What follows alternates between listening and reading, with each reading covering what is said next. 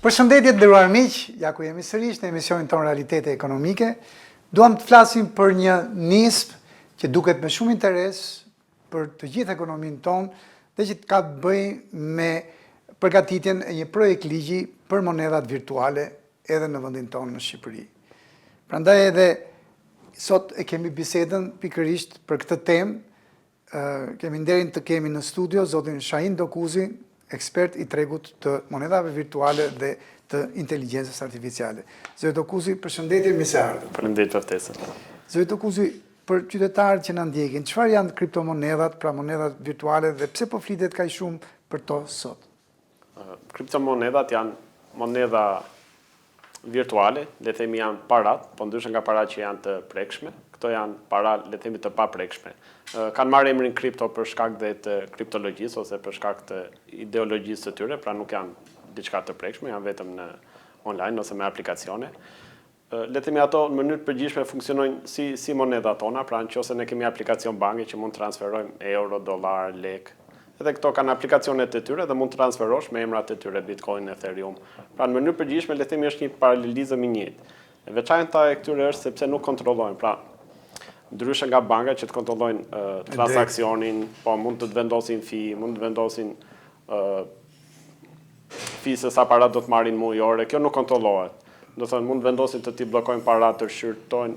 E mira e kësaj dhe kjo është edhe arsyeja sepse u krijuan kriptomonedat, ishte që mos kishte një pavarësi, domethënë, po të ishte komplet e hapur. Megjithse dihet që pavarësi ka disi, domethënë, sepse dhe ai nga vetë temi ose le themi që krijuesi nuk dihet kush është, gjithmonë lë një boshllok që çado ndodhi nesër, domethënë nuk e dim se kush u bëri, nuk e dim, kështu që. Por që ideja e kësaj është që janë moneda sikur parat e prekshme, thjesht janë në formë digjitale ose me aplikacione pa prekshme dhe janë si të pakontrolluara disi. Në shtator të vitit 2020 hyri në fuqi një ligj që rregullonte disi teknologjinë mbi të cilën mund të prodhohen monedat virtuale. Pse ishte i paplot ky ligj për tregun e kriptomonedave, të monedave virtuale që është në rritje sipër, jo vetëm tek ne, por në gjitha vendet e rajonit, edhe në botë. Ky ligj ndodhi pas shumë operacioneve të shumta.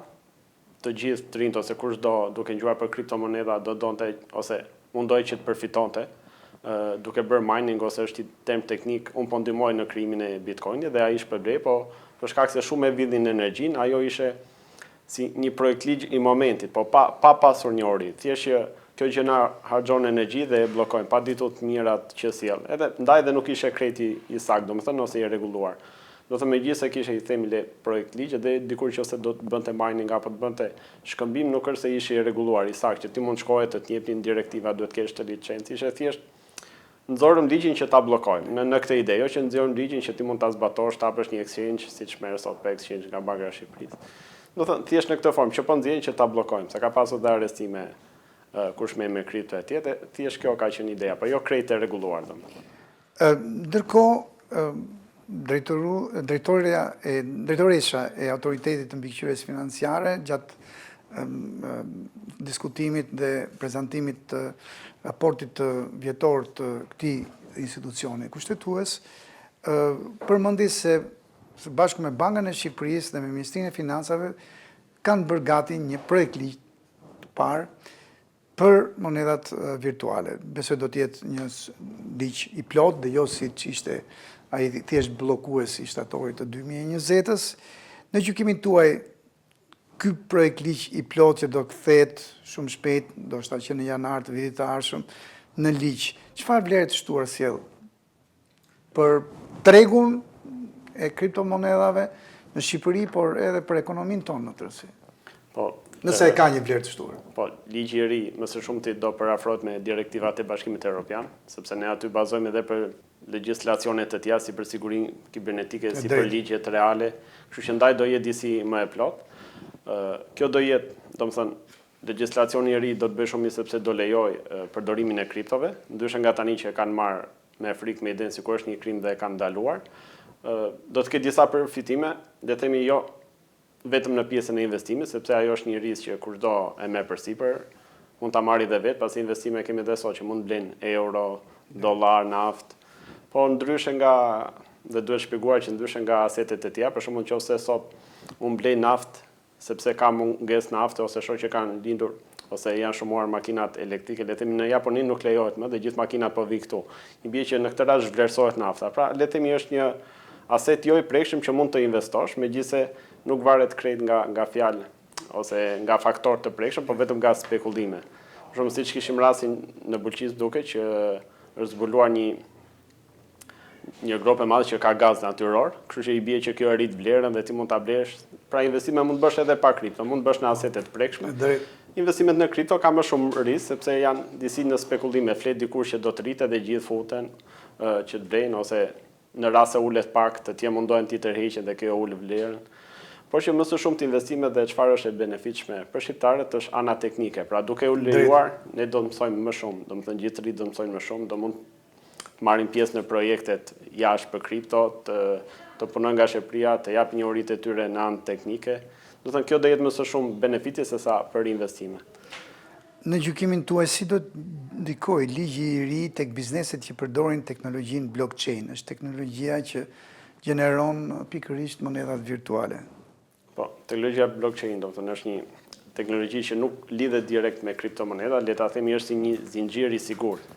Këtë mund ta përdorësh edhe në aplikacione të tjera, pra teknikisht nuk është se është bllokuar blockchaini, sepse ajo është një term teknik për të thënë një lidhje të sigurt, domethënë është bllokuar kripto.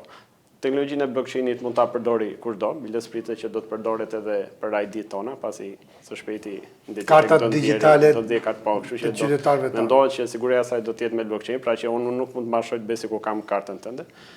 Kjo është gjë e mirë, por normalisht do doj shumë njohuri të mira kompjuterike, teknikisht, sepse mund ta parafroj kushdo subjekt të tjetër, më së shumti është për subjekte që kanë njohuri në fushën e IT-s që do duan të zhvillojnë diçka. Po që thash, për të rinjt kjo ndikoj shumë, sepse duke qenë se do shtohen projekte në blockchain, të rinjt mund të mësojnë të marrin pjesë, të paguhen nga Shqipëria, pa pas nevojë as të emigrojnë, paguhen dhe më mirë, se që paguhen Shqipëri dhe të jetojnë po këtu.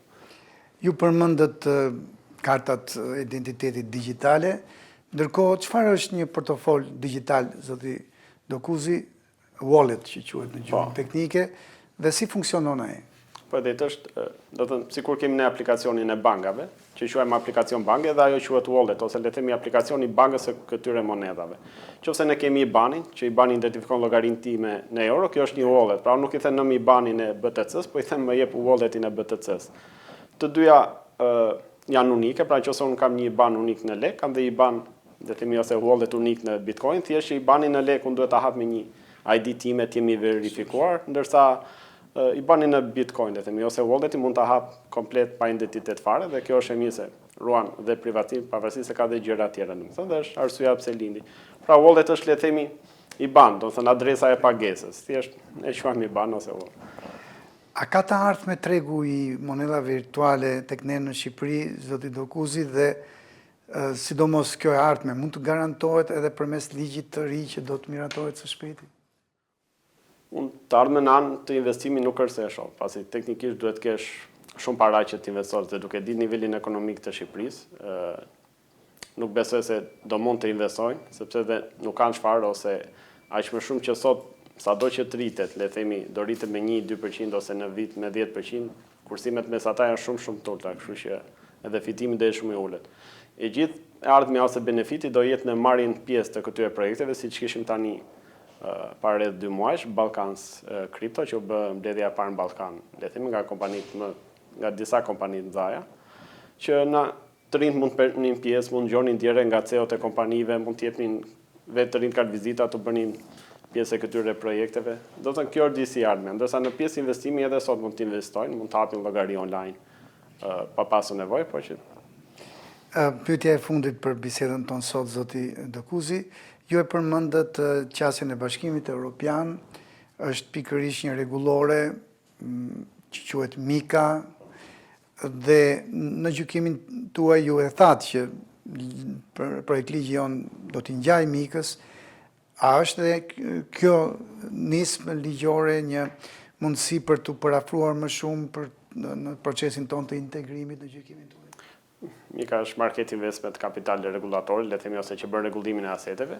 Megjithëse Mika mund të zbatohet, prap mund të anashkalohet. Pra nëse Mika është zbatuar për le themi portofolio ose banka që sepse ka dy lloje për ta kuptuar. Bitcoin ose monedat mund t'i blesh në dy forma. Mund ta blesh në platforma që janë të licencuara, mund ta blesh edhe në platforma të tjera jo që nuk janë të licencuara, por që janë shumë private, nuk kërkojnë identitet. Kështu që teknikisht të rinjt ose kushdo nuk do donte që t'ishe prap i kontrolluar. Pra nëse unë kam një llogari bankare që kam euro dollar dhe lëviz, në këtë rast nëse unë e blej në një platformë që është i rregulluar nga Mika, do t'ishe po njësoj. Pra ata do të shikonin sa para kam, mund të më thonin si të erdhen, si i more, pra do t'ishe po njësoj. Kështu që teknikisht prap do t'i shmange kësaj. Do të thonë Mika thjesht që do të bënte një rregullim ose siç kemi tani bllokimin e aseteve që janë kapur nga Spaku rreth 10 milion, ato janë kapur sepse janë në platforma që regjistrojnë me identitet, mund t'i gjëmojnë dhe mund t'i bllokojnë, domethënë. Kështu që teknikisht Mika mund zbatohet për gjëra tjera që të lejoj përdorimin e kriptos në Shqipëri, por që shumë do duan ta anashkalojnë dhe fundi aktorë që duan privatësi, pra unë s'dua thjesht nga një aplikacion banke të kaloj në një tjetër aplikacion banke dhe të shikojnë po llogaritë që kam apo fitimet që marr, kështu që.